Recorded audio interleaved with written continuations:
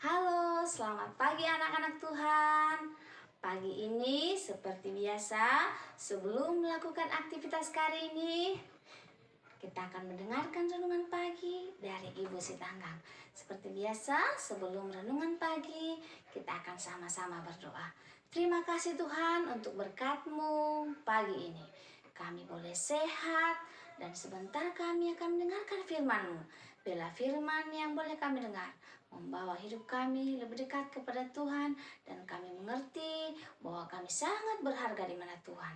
Ampuni dosa kami Tuhan, dalam nama Yesus kami berdoa.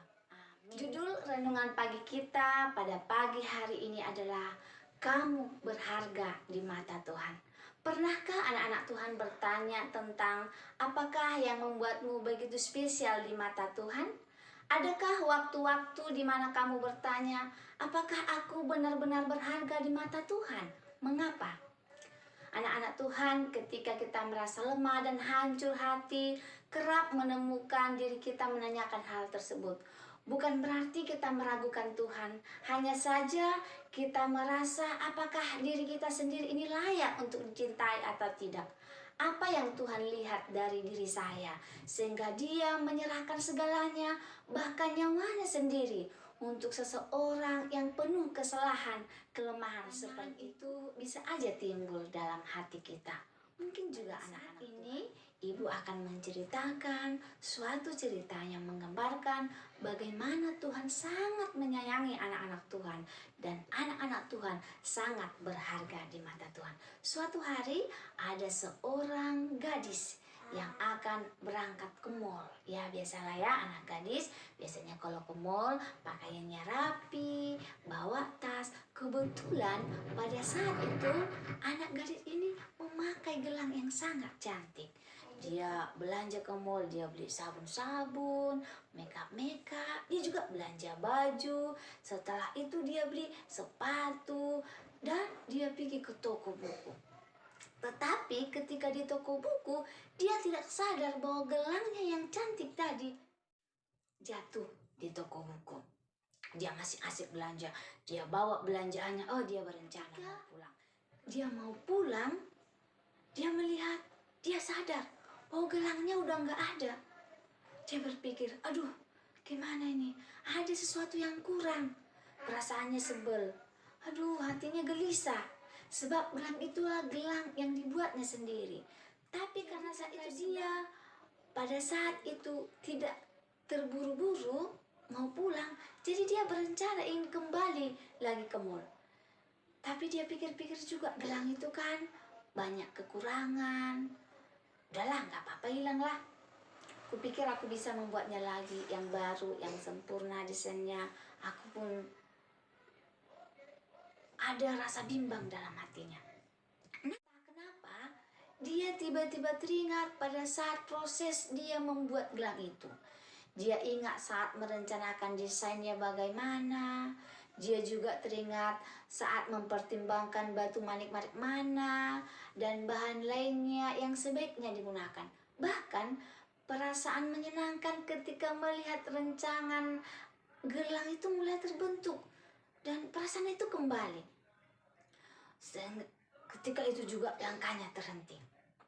Meski banyak kekurangan, tapi proses pembuatan gelang itu tidaklah mudah. Dan aku pun mengerjakannya dengan sungguh-sungguh.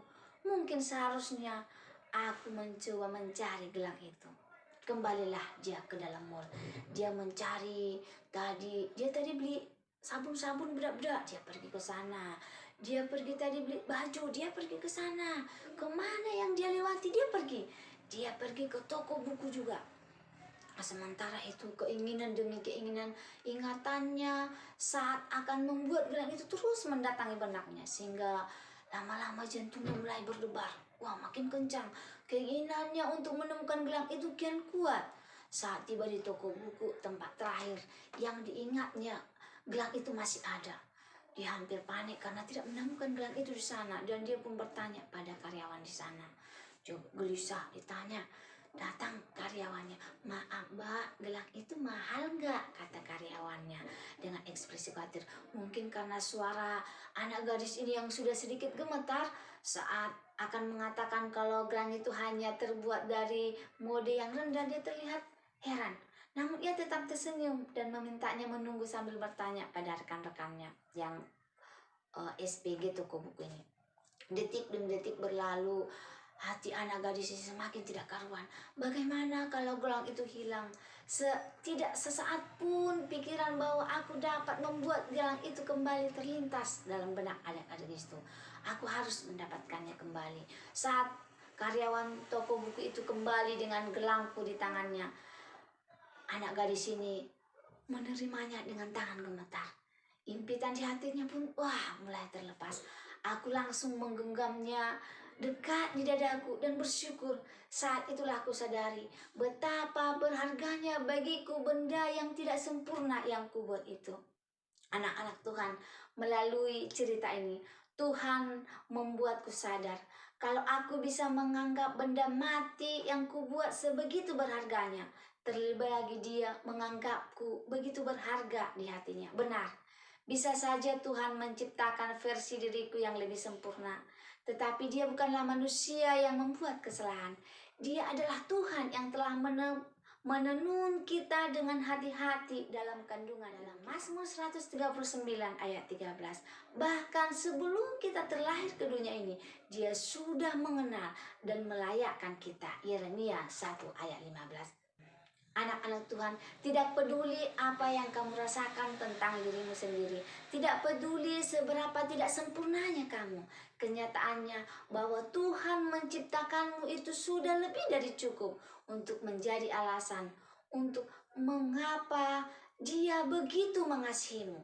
Meski kamu merasa dirimu bukanlah apa-apa, hidupmu seolah dipenuhi kesalahan serta kegagalan, orang-orang di sekelilingmu menolakmu, atau bahkan kamu putus asa terhadap dirimu sendiri, ketahuilah suatu hal ini: kamu teramat sangat berharga di mata Tuhan.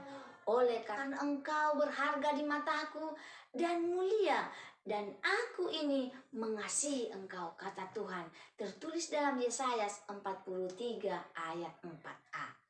Kamu begitu anak Tuhan, begitu berharganya, sampai-sampai pencipta alam semesta ini merelakan anaknya yang tunggal untuk turun ke dunia ini demi mencarimu dan mati di kayu salib bagi kita.